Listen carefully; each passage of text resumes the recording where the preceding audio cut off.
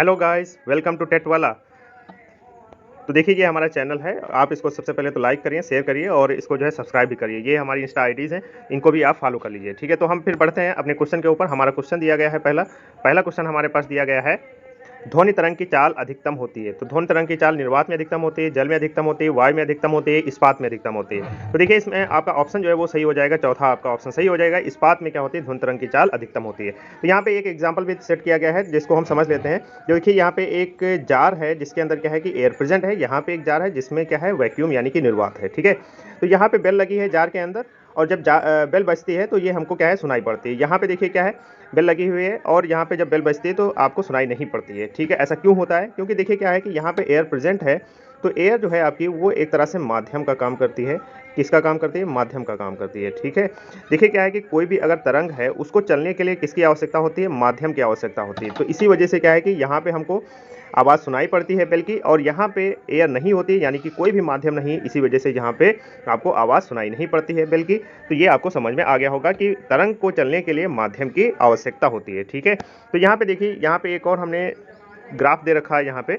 तो ग्राफ में देखिए यहाँ पे क्या है कि एयर है, यहाँ पे एयर में आपकी तरंगे चल रही हैं, और यहाँ पे वाटर के अंदर, यहाँ पे पानी के अंदर दिखाया गया है जल, और यहाँ पे स्टील के अंदर दिखाया गया है। तो देखिए यहाँ पे स्टील में जो है एक तरंग जो आपकी है पूरी, तो यहाँ पे देखिए क्या है, इसकी चाल अधिकतम है। ठीक है, और बाकी इन दोनों की क्या है, कम है। चलिए फिर हम अगले क्वेश्चन पे हम बढ़ते हैं। तो अगला क्वेश्चन हमारे पास दिया गया है, अगला क्वेश्चन हमारे पास है, m द्रव्यमान के एक कण की गतिज ऊर्जा E है, इसका संवेग होगा। संवेग आपको बताना है। चलिए ठीक है, तो हम क्वेश्चन को सॉल्व करते हैं। क्वेश्चन को कैसे सॉल्व करेंगे वो हम बताएंगे आपको। ठीक है, तो देखिए आपको पता है कि क्या P इक्वल टू क्या होता है, mv होता है। P इक्वल टू क्या होता है, mv होता है। इसको हम इक्वेशन फर्स्ट मान लेते हैं। ठीक है, और वी नो दैट, हमको यहाँ पे बताया गया है जो काइनेटिक एनर्जी है आपकी, यानी कि गतिज ऊर्जा है, वो E से रिप्रेजेंट किया गया है, और E इक्वल टू क्या हो जाएगा यहाँ पे, हाफ m v स्क्वायर हो जाएगा। अब इसको हम क्या करते हैं, इक्वेशन सेकेंड मान लेते हैं।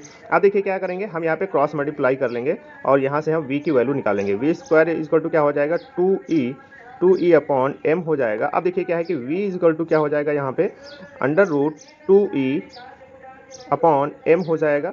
अब देखिए क्या है कि यहाँ पे v की वैल्यू आपको मिल गई है, तो v की वैल्यू को हम क्या करेंगे, यहाँ इक्वेशन फर्स्ट में हम क्या करेंगे, पुट कर देंगे। ठीक है, तो यहाँ पे इक्वेशन फर्स्ट में हम जब रखेंगे तो ये देखिए आपका क्या हो जाएगा, P इक्वल टू हो जाएगा m under root 2e upon m हो जाएगा। उसके बाद फिर देखिए क्या हो जाएगा, ये P equal to 2e m square हो जाएगा। ये क्या हो जाएगा, m स्क्वायर अपॉन m, तो ये एक m और ये आपका जो है m एक कैंसिल आउट हो जाएगा। तो P इक्वल टू क्या हो जाएगा, ये आपका अंडर रूट 2e m हो जाएगा। ठीक है, तो यही आपका आंसर हो जाएगा। तो ये आपका आंसर हो जाएगा। तो देख लीजिए P equal to under root 2e m कहाँ पे आपको मिल रहा है, किस ऑप्शन में आपको सही दिख रहा है। ठीक है, तो देखिए ये आपका ऑप्शन जो है फर्स्ट आपका ऑप्शन सही हो जाएगा, अंडर रूट 2me। ठीक है, तो पहला आपका ऑप्शन सही हो जाएगा। ठीक है, चलिए हम बढ़ते हैं अगले क्वेश्चन के ऊपर। अगला क्वेश्चन हमारे पास दिया गया है, किरचॉफ धारा नियम किसके संरक्षण पर आधारित है? ठीक है, संवेग संरक्षण पर आधारित होता है, द्रव्यमान संरक्षण पर आधारित होता है, या फिर आवेश संरक्षण पर आधारित होता है, या फिर इनमें से कोई नहीं। ठीक है, तो इसमें देखिए ऑप्शन आपका जो है वो तीसरा सही हो जाएगा। किरचॉफ धारा का जो नियम होता है वो आवेश संरक्षण के नियम पर आधारित होता है। ठीक है, तो देखिए इसमें क्या है, किरचॉफ का जो आवेश संरक्षण नियम है, तो वो क्या कहता है, वो कहता है किसी एक बिंदु पर या फिर किसी एक पॉइंट पर, या फिर ये कह सकते हैं किसी संधि पर आने वाली धाराओं का योग, और उस संधि से या उस नोड से जाने वाली धाराओं का जो योग होता है वो क्या होता है, इक्वल होता है। ठीक है, वो क्या होता है, इक्वल होता है। ये आपको पता है वो क्या होता है, इक्वल होता है। ठीक है, तो देखिए यहाँ पे I1 यहाँ पे आपके पास दिया गया, I2 दिया गया, I3 है, तो ये क्या है, यहाँ पे संधि पर मिलने वाली धाराओं का योग हो गया, और इक्वल हो जाएगा। यहाँ पे देखिए I4 और I5 जो है ये आपकी जाने वाली धाराओं का योग है। तो ये देखिए क्या है कि I1 I2 and I3 equal है किसके, I4 एंड I5 के इक्वल है। ठीक है, यानी कि आने वाली धाराओं का योग बराबर होता है उस बिंदु से या उस संधि से, उस नोड से जाने वाली धाराओं के योग के बराबर होता है। यही आपका जो है आवेश संरक्षण का नियम कहलाता है। ठीक है, तो यहाँ पर भी हमने एक फिगर आपको दिखा दिया है, इससे भी आप समझ सकते हैं। ठीक है, यहाँ पे I1 है, I2 है, I3, ये तीन आपकी क्या है, धाराएं एक बिंदु पर आकर के मिल रही हैं। ठीक है, और यहाँ से देखिए I4 और I5 आपके यहाँ से इस बिंदु से जो है जाने वाली धाराएं हैं। ठीक है, तो चलिए ठीक है, हम अगले क्वेश्चन पे बढ़ते हैं। अगला क्वेश्चन हमारे पास जो है वो दिया गया है, अगला क्वेश्चन है, वर्षा की बूंदों के गोली आकार का उल्लेख करने के लिए जल के निम्नलिखित गुणों में से किसका प्रयोग किया जाता है? श्यानता का प्रयोग किया जाता है, सरफेस टेंशन यानी कि पृष्ठ तनाव का प्रयोग किया जाता है, या फिर क्रांतिक का, या फिर दाब का। ठीक है, तो इसमें देखिए आपका ऑप्शन जो है वो सेकंड ऑप्शन सही हो जाएगा। सरफेस टेंशन यानी कि पृष्ठ तनाव का उपयोग किया जाता है वर्षा की बूंदों के गोली आकार का उल्लेख करने के लिए। किसका उपयोग किया जाता है? पृष्ठ तनाव यानी कि सरफेस टेंशन का उपयोग किया जाता है। ठीक है, देखिए सरफेस टेंशन क्या करता है, सरफेस टेंशन क्या करता है कि अगर वर्षा की बूंद है उसको मिनिमम क्या करता है, उसको मिनिमम जो है वॉल्यूम एक्वायर करने की कोशिश कराता है। ठीक है, सरफेस टेंशन का काम होता है किसी भी वस्तु को उसका मिनिमम वॉल्यूम एक्वायर कराता है। ठीक है, यानी कि कम से कम क्योंकि देखिए जब ये सरफेस टेंशन की वजह से ही ये क्या है, बूंद जो है वो आपकी क्या हो जाती है, गोल हो जाती है। ठीक है, तो गोल होगी तो मिनिमम सरफेस वॉल्यूम रहता है। ठीक है, चलिए फिर हम अगले क्वेश्चन पे आते हैं। अगला क्वेश्चन हमारे पास दिया गया है। अगला क्वेश्चन है 4, 10, 4, 4, 10 एंड 20 ओम के प्रतिरोधों के समांतर समूह को 15 वोल्ट की बैटरी से जोड़ा जाता है। परिपथ में धारा होगी, आपको धारा यहाँ पे बताया गया है। ठीक है, धारा ज्ञात करनी। तो पहला यहाँ पे देखिए ये समांतर क्रम में एक दूसरे से जुड़े हुए हैं। 4 ओम है, 4 ओम है, 10 ओम है और 20 ओम है। ठीक है, और यहाँ पे एक 15 वोल्ट की जो है बैटरी लगी हुई है। तो देखिए इस क्वेश्चन को हम सॉल्व करते हैं, कैसे सॉल्व करेंगे। तो देखिए यहाँ पे आगे हम बढ़ते हैं थोड़ा सा।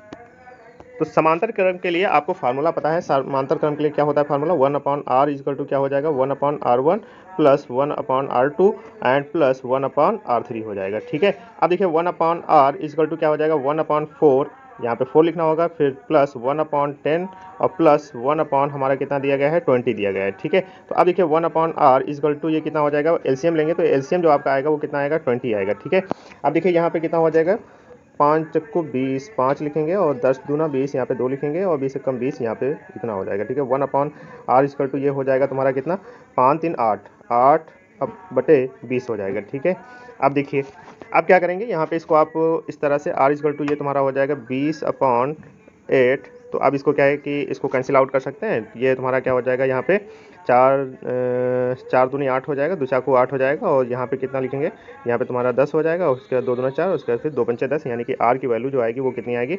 5/2 आएगी। ठीक है, r की वैल्यू कितनी आएगी, 5/2 आएगी। और वी नो दैट, हम क्या जानते हैं, हम ये जानते हैं कि आई इक्वल टू क्या होता है, आई इक्वल टू होता है v/r होता है। ठीक है, v/ क्या होता है, r होता है। तो अब देखिए यहाँ पे आई हमें दिया गया है, आई कितना दिया गया है, 15 दिया गया है, 15 वोल्टेज की बैटरी आपको दी गई है। और r की वैल्यू यहाँ पे हम रखेंगे तो r की वैल्यू यहाँ पे कितनी हो जाएगी, 5, और यहाँ पे आपको लिखना होगा कितना, गुणे 2 लिखेंगे। ठीक है, तो अब देखिए ये कितना हो जाएगा, 5 कम 5 और यहाँ पे कितना हो जाएगा, 5 3 15, यानी कि आई जो है, आई कितना मिलेगा आपको, आई मिल जाएगा आपको 6 मिल जाएगा, 6 एम्पियर मिल जाएगा। ठीक है, तो देखिए इसमें ऑप्शन में आप देख लीजिए कौन सा आपके पास ऑप्शन सही है। ठीक है, तो 6 एम्पियर आ रहा है, तो इसका मतलब क्या है कि आपके पास जो ऑप्शन है वो कौन सा सही हो जाएगा, सेकंड ऑप्शन आपका सही हो जाएगा। ठीक है, तो सेकंड ऑप्शन आपका 6 एम्पियर यहाँ पे सही हो गया। चलिए फिर हम आगे बढ़ते हैं अगले क्वेश्चन के ऊपर। अगला क्वेश्चन हमारे पास जो दिया गया है वो है हमारे पास, निम्नलिखित में से कौन सा गैर संचारी रोग नहीं है, गैर संचारी रोग नहीं है ये बताया जाए, पूछ रहा है यहाँ पे। ठीक है, तो इसमें देखिए पहला दिया गया है रिकेटस है, हाइपरटेंशन है, उसके बाद फिर तीसरा अर्थराइटिस है, चौथा आपके पास कॉलेरा है। इसमें आपका ऑप्शन जो है वो सही होगा कॉलेरा। ठीक है, ये क्या है, गैर संचारी रोग नहीं है। ठीक है, बाकी जितने हैं वो क्या है, यहाँ पे देखिए निगेटिव टैग वर्ड दिया गया है, गैर संचारी रोग नहीं है। ठीक है, तो वो कौन सा है, कॉलेरा है। ठीक है, यानी कि ये संचारी रोग होता है। तो अब देखिए क्या है कि कॉलेरा में क्या होता है, कॉलेरा में क्या होता है कि यहाँ पे वोमिटिंग होने लगती है। ठीक है, वोमिटिंग होने लगती है, डिहाइड्रेशन हो जाता है, डायरिया हो जाता है। तो ये सारे क्या है, इसके लक्षण होते हैं। ठीक है, तो कॉलेरा जो होता है ये किसकी वजह से होता है, ये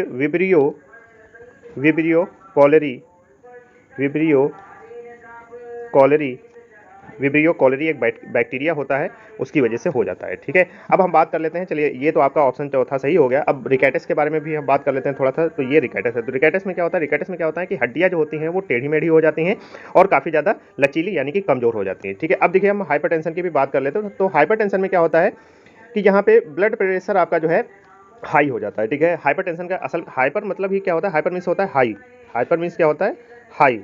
ठीक है, तो हाइपरटेंशन में क्या होता है कि आपका ब्लड प्रेशर हाई हो जाता है, उसी को हम क्या बोलते हैं, हाइपरटेंशन बोलते हैं। अब ये हाइपरटेंशन होता कैसे है, तो हाइपरटेंशन देखिए ये क्या है आपके पास, यहाँ पे क्या है, नो हाइपरटेंशन लिखा है, यहाँ पे no hypertension, heart beating normally, यहाँ पे आपकी जो हार्ट बीट हो रहा है वो नॉर्मली है। ठीक है, बट यहाँ पे क्या है कि हाइपरटेंशन यहाँ पे आपको दिखाया गया है और यहाँ पे आपके हार्ट पंपिंग जो है वो क्या है, हार्डर है, यानी कि बहुत कठिनाई से हो पा रही है। ऐसा क्यों होता है, क्योंकि देखिए यहाँ पे पंपिंग जो है वो बहुत ही कठिनाई से हो रही है। ठीक है, नॉर्मली नहीं हो रही, इसी वजह से क्या है कि आपका ब्लड प्रेशर हाई हो जाता है।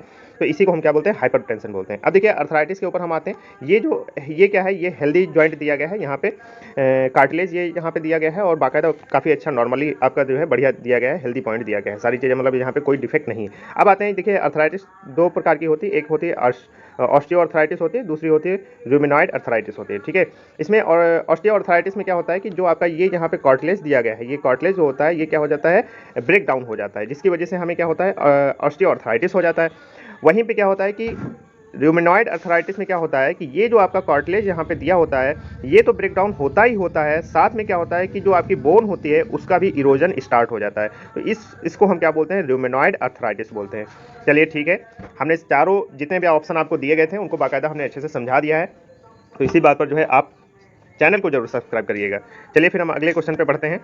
अगला क्वेश्चन हमारे पास दिया गया है, अगला क्वेश्चन है पौधों में प्रोटीन संश्लेषण के लिए अनिवार्य तत्व है। पौधों में प्रोटीन संश्लेषण यानी कि प्रोटीन सिंथेसिस के लिए कौन सा तत्व अनिवार्य होता है, ठीक है। देखिए यहाँ पे मैग्नीशियम पहला दिया है, कॉपर है, नाइट्रोजन, आयरन है। तो देखिए इसमें क्या है कि प्रोटीन सिंथेसिस के लिए, प्रोटीन संश्लेषण के लिए मैग्नीशियम आवश्यक तत्व होता है, ठीक है। तो यहाँ पे ऑप्शन आपका जो है कौन सा सही हो जाएगा, पहला आपका ऑप्शन सही हो जाएगा। अब हम अगले क्वेश्चन के ऊपर बढ़ते हैं। अगले यहाँ पे बाकायदा हमने आपको बता रखा है कि किस तरह से ये देखिए मैकेनिज्म वगैरह दी गई है, तो ये किस तरह से मैग्नीशियम वर्क करता है, ठीक है। अब हम अगले क्वेश्चन के ऊपर बढ़ते हैं। अगला क्वेश्चन हमारे पास जो है वो दिया गया है, ऐसा पादप जो बीज की अपेक्षा बीजाणु के माध्यम से प्रजनन करता है, बीज की अपेक्षा बीजाणु के माध्यम से कह रहा है कि प्रजनन करता है, ये आपको बताना है। बीज की अपेक्षा बीजाणु के माध्यम से प्रजनन करता है, ठीक है। तो देखिए सरसों है, यहाँ पे सरसों का ये दिया गया है, धनिया है, फर्न है और पेट्यूनिया है, ठीक है। तो इसमें आपका ऑप्शन जो है वो कौन सा सही हो जाएगा, आपका फर्न। तो फर्न जो होता है वो बीज की अपेक्षा बीजाणु के माध्यम से प्रजनन करता है, ठीक है। तो ये देखिए सरसों है और ये आपका जो है ये क्या है, धनिया दी गई है, ये आपकी धनिया है और ये आपका क्या है, फर्न है और ये आपका पेट्यूनिया होता है, ठीक है। तो फर्न इसमें आपका ऑप्शन सही हो जाएगा, ठीक है। तो चलिए आगे बढ़ते हैं अगले क्वेश्चन के ऊपर। अगला क्वेश्चन हमारे पास जो है वो दिया गया है, वास्तविक फल उत्पन्न होते हैं। वास्तविक फल कहाँ से उत्पन्न होते हैं, अंडाशय से उत्पन्न होते हैं, थैलेमस से उत्पन्न होते हैं, पंखुड़ी से उत्पन्न होते हैं या फिर बाह्य दल से उत्पन्न होते हैं, ठीक है। ये आपको बताना है। तो इसमें देखिए क्या है, ये यहाँ पे बाकायदा हमने पूरा एक फ्लावर दे रखा है। तो देखिए ये आपका क्या है, देखिए मैं पहले ही आपको ऑप्शन बता देता हूँ, ठीक है। जो वास्तविक फल उत्पन्न होता है वो कहाँ से उत्पन्न होता है, अंडाशय से यानी कि ओवरी, ठीक है। ये देखिए आपका क्या दिया गया है, ओवरी। तो ओवरी से क्या बनता है, ये फ्रूट बनता है, ये क्या है, फल बनता है। तो अब देख लीजिए फ्लावर, ये आपका क्या है, फ्लावर दिया गया है और यहाँ पे ये क्या है, फल है। तो इन दोनों को हम कंपेयर करके देख लेते हैं एक दूसरे को। देखिए ये क्या है आपके पास, ये पेडंकल है, इसमें भी ये क्या होता है, ये पेडंकल होता है, ठीक है।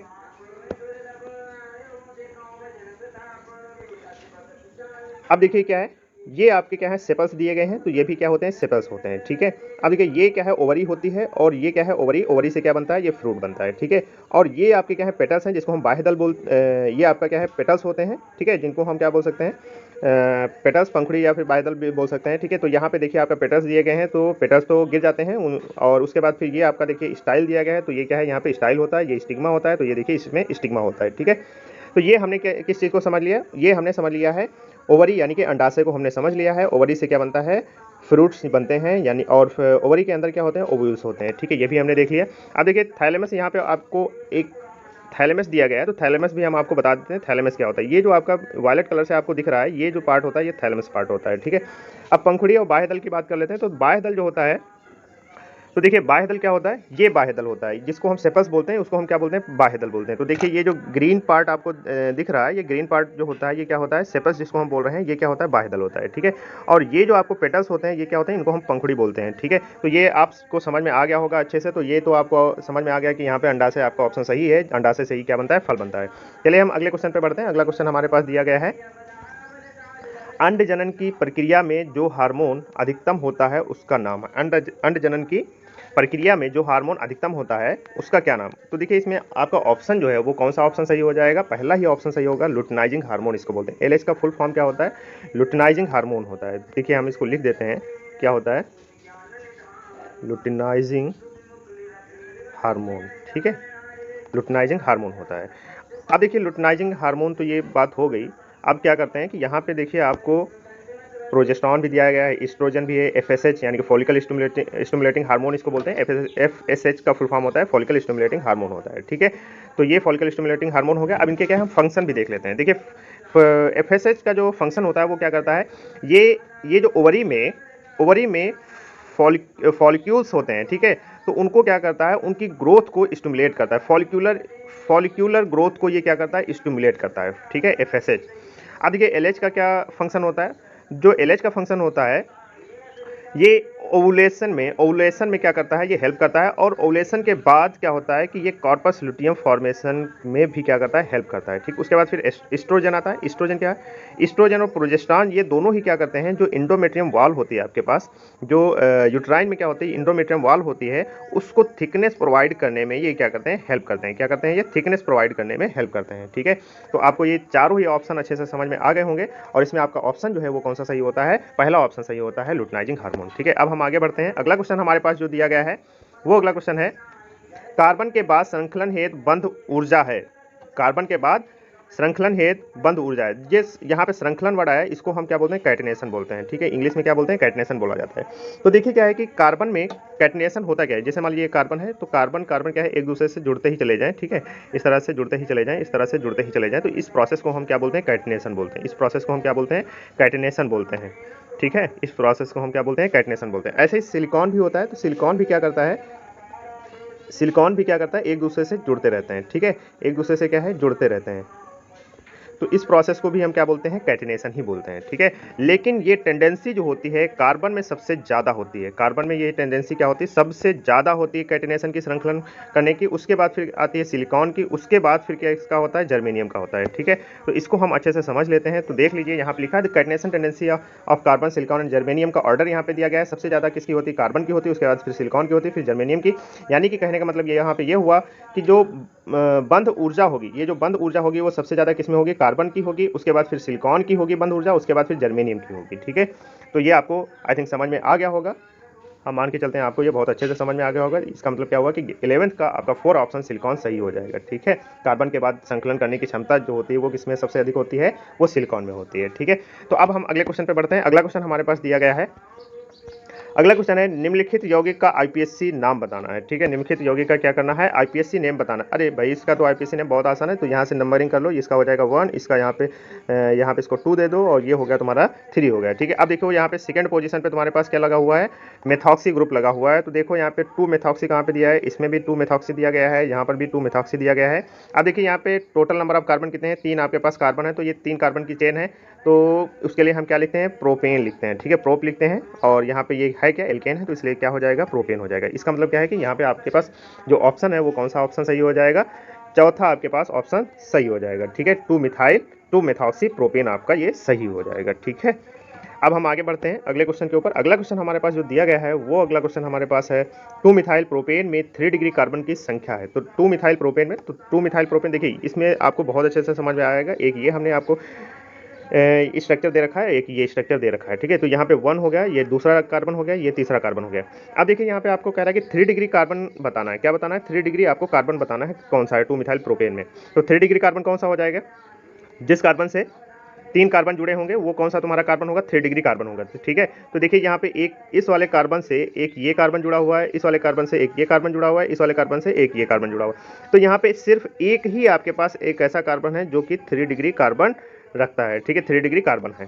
तो इसका मतलब इसमें आपका ऑप्शन जो है वो कौन सा सही हो जाएगा, आपका ऑप्शन जो है सेकंड वाला सही हो जाएगा। यानी कि यहाँ पे संख्या जो है 3 डिग्री कार्बन की वो कितनी है, सिर्फ एक है, ठीक है। अब आपको समझ में आ गया होगा। तो देखिए ये जो है ये क्या है, 3 डिग्री कार्बन है, ये क्या है आपके पास 3 डिग्री कार्बन है, क्योंकि इससे देखिए कितने कार्बन जुड़े हुए हैं, 3 कार्बन जुड़े, एक ये इधर जुड़ा हुआ है, एक इधर जुड़ा हुआ है, एक इधर जुड़ा हुआ है, 3 कार्बन जुड़े हुए हैं एक कार्बन से। तो उस कार्बन को हम क्या बोलते हैं, 3 डिग्री कार्बन बोलते हैं। और संख्या यहाँ पे 3 डिग्री कार्बन की कितनी है, वो सिर्फ एक है, ठीक है। अब हम अगले क्वेश्चन पे बढ़ते हैं। अगला क्वेश्चन हमारे पास जो दिया गया है वो है हमारे पास, आयस कॉपर पायराइड का सांद्रण किया जाता है, किस विधि से आयस कॉपर पायराइड का सांद्रण किया जाता है, ये आपको बताना है यहाँ पे। तो देखिए इसमें पहला ऑप्शन दिया गया है, चुंबकत्व द्वारा, फ्लेन प्लॉन विधि द्वारा, और तीसरा आपका ऑप्शन दिया गया है गुरुत्वीय विधि द्वारा, और चौथा यहाँ पे ऑप्शन आपका जो है वो छुप गया है, वो लुकम छुपाई खेल रहा है, ठीक है। तो चलिए ठीक है हम पढ़ते हैं। तो यहाँ पे देखिए आपका ऑप्शन जो है वो आपका सही हो जाएगा, कौन सा ऑप्शन सही होगा, दूसरा आपका ऑप्शन सही हो जाएगा, फेन प्लॉन विधि द्वारा, ठीक है।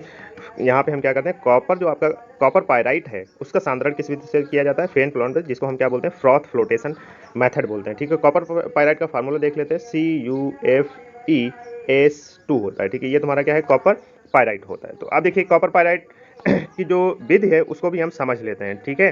तो देखिए इसमें क्या करते हैं आप, कॉपर पायराइड का इसमें अयस्क लिया जाता है। ये आपका फ्रोथ फ्लोटेशन प्रोसेस है। इसमें हम क्या करते हैं,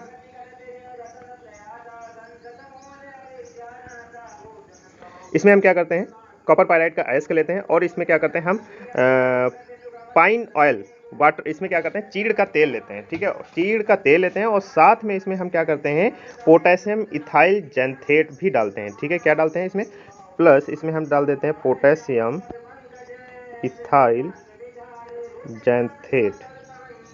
तो पोटेशियम इथाइल जैंथेट भी डालते हैं इसमें। अब देखिए क्या होता है कि जो सल्फाइड जो ओर्स होता है, ठीक है, सल्फाइड जो ओर्स होते हैं तो वो क्या करते हैं तेल के साथ में चिपक करके ऊपर चले जाते हैं, यहाँ पे ऊपर चले जाते हैं, जो झाग बनाते हैं, ठीक, क्या बनाते हैं, झाग बनाते हैं।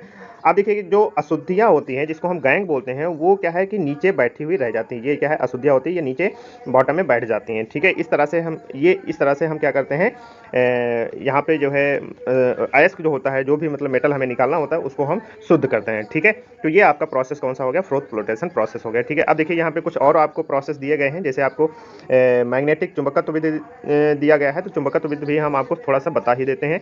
तो चुंबकत्व विधि में क्या होता है, यहाँ पर भी हम क्या करते हैं, यहाँ पे अयस्क डालते हैं, इसमें हम अयस्क डालते हैं और पाउडरी फॉर्म में रहता है। उसके बाद फिर यहाँ पे दो आपके पास क्या होते हैं, दो यहाँ पे जो है पुली रहती हैं, रोलर जिसको हम बोल सकते हैं, और ये भी एक रोलर होता है। ये क्या है मैग्नेटिक रोलर होता है और ये नॉन मैग्नेटिक रोलर होता है, जिसके ऊपर एक पट्टा चढ़ा रहता है। क्या चढ़ा रहता है, पट्टा चढ़ा रहता है। अब यहाँ से क्या होता है कि ओर्स आपका गिरता है और इस पट्टे से होते हुए यहाँ पे गिरता है। अब देखिए क्या है कि जो ये मैग्नेट का बना हुआ है, तो ये जब मैग्नेट का बना हुआ है तो जो मैग्नेटिक प्रॉपर्टीज जो यहाँ पे और रख रहा होगा वो क्या है कि यहाँ पे आकर के गिरेगा, ठीक है।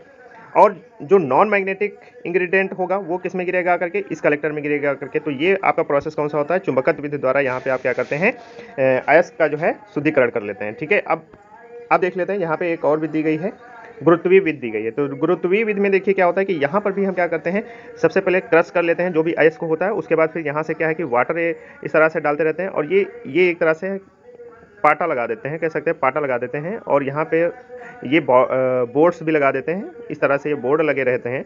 अब क्या होता है कि यहाँ से जब हम अयस्क डालते हैं जो पिसा हुआ और यहाँ से पानी डालते हैं, तो जो हल्का, ये कह सकते हैं जो हल्का अयस्क होता है या फिर कह सकते हैं जो अशुद्धियाँ होती हैं हल्की, वो क्या है कि बहते हुए पानी के साथ में इस तरह से बाहर निकल आते हैं। अब देखिए जो मेटल होता है, ठीक है, वो क्या है कि भारी होता है, तो वो इसी बोर्ड्स में क्या है फंस जाता है, ठीक है। इस तरह से हम यहाँ पर मेटल को शुद्ध करते हैं, ठीक है। तो ये तीनों ही हमने प्रोसेस आपको बता दिए हैं जो मेथड है। एक तो ये चुंबकीय विधि हो गई, दूसरी आपकी कौन सी होगी, फ्रेन क्लोन विधि होगी, और तीसरी आपकी जो है वो कौन सी है, गुरुत्वीय विधि हो गई, ठीक है। अब हम अगले क्वेश्चन पे बढ़ते हैं। अगला क्वेश्चन हमारे पास जो दिया गया है वो क्वेश्चन है, निम्नलिखित अधातुओं में से कौन सा द्रव है। तो देखिए इसमें ब्रोमीन दिया गया है, आयोडीन दिया गया है, सल्फर दिया गया है और फास्फोरस भी दिया गया है आपके पास, ठीक है। तो पहला ही ऑप्शन इसमें क्या है, सही हो जाएगा ब्रोमीन।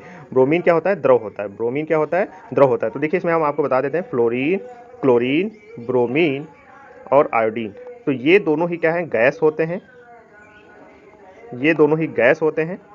और ब्रोमीन जो है ये लिक्विड होता है और आयोडीन जो है ये सॉलिड फॉर्म में रहता है, ठीक है। तो इसमें आपका ऑप्शन जो है पहला सही हो जाएगा ब्रोमीन। तो ये आपके पास ब्रोमीन दिया गया है। अब देखिए आयोडीन कौन सा है, तो ये आपके पास क्या है, आयोडीन है, सॉलिड फॉर्म में रहता है। सल्फर देख लीजिए, तो सल्फर का कलर कैसा होता है, येलो होता है, पाउडरी फॉर्म में रहता है, ये आपके पास सल्फर है। फास्फोरस देख लीजिए, फास्फोरस 3 टाइप के होते हैं, ये व्हाइट फास्फोरस, ये रेड फास्फोरस और ये ब्लैक फास्फोरस होता है, ठीक है। तो आज के लिए बस इतना ही। थैंक यू, धन्यवाद, आप लोगों का बहुत बहुत शुक्रिया। चैनल को सब्सक्राइब करिए और शेयर भी करिए ज़्यादा से ज़्यादा।